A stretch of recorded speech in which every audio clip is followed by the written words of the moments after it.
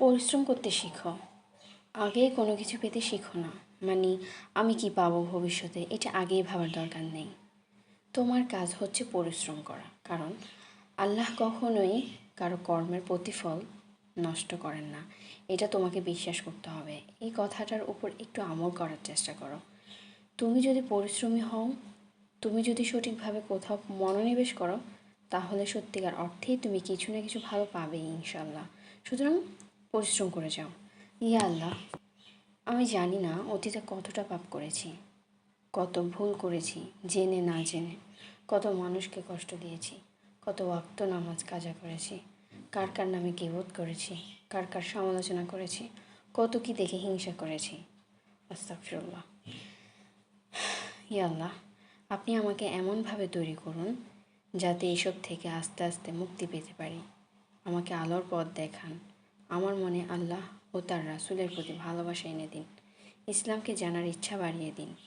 ইয়া আল্লাহ, কোনো বিপদ আসার আগেই আমাকে তা থেকে রক্ষা করুন। আমাকে বদনজর থেকে রক্ষা করুন। আমাকে পাপ থেকে দূরে থাকার তৌফিক দান করুন।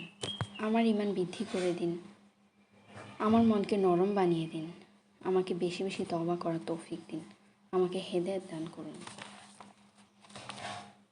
রাসূল সাল্লাল্লাহু আলাইহি সাল্লাম বলেছেন, যে সঙ্গী আপনার অনুপস্থিতিতেও আপনার অপেক্ষা করে আর গোপনে আল্লাহর কাছে আপনার জন্য দোয়া করে, সে সঙ্গী কেবল মানুষ নয়, সে আল্লাহর পক্ষ থেকে পাঠানো রহমত। রাসূল সাল্লাল্লাহু আলাইহি সাল্লাম বলেছেন, পৃথিবীর সব কিছুর মধ্যে নারীরাই সর্বোত্তম সম্পদ, আর একজন নেককার স্ত্রী একজন পুরুষের জন্য শ্রেষ্ঠ সম্পদ।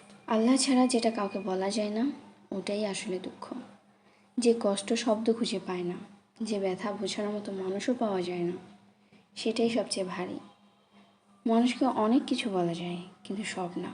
কিছু অনুভূতি এমন থাকে যেগুলো শুধু আল্লাহই বোঝেন। সেই জায়গায় কোনো ব্যাখ্যা লাগে না, কোনো প্রমাণ লাগে না, শুধু প্রয়োজন এক ফোঁটা চোখের পানি। চেষ্টা না করে তাকদীরকে দোষ দিবেন না। উত্তম কিছু পেতে হলে অবশ্যই সালাত, দোয়া, ধৈর্যের পাশাপাশি হালালভাবে চেষ্টা করতে হবে। মানুষ তাই পায় যা সে চেষ্টা করে। সূরা নাজমের ৩৯ নম্বর আয়াত। কি ভাবছো রব তোমাকে ভালোবাসে না? যদি তুমি জানতে তোমার রব তোমাকে কতটা ভালোবাসেন, তবে তার ভয়ে নয়, বরং প্রেমে সিজদা দিতে তোমার সকল দুঃখ কষ্ট তার কাছেই সঁপে দাও। দেখবে তিনি কেমন করে তোমার হৃদয় শান্ত করে দেন। ইসলামে বলা হয়, কেউ যদি তোমার বিশ্বাস আর বিশ্বস্ততাকে খেলায় পরিণত করে, তবে আল্লাহ তার ভাগ্যকেও খেলায় পরিণত করেন।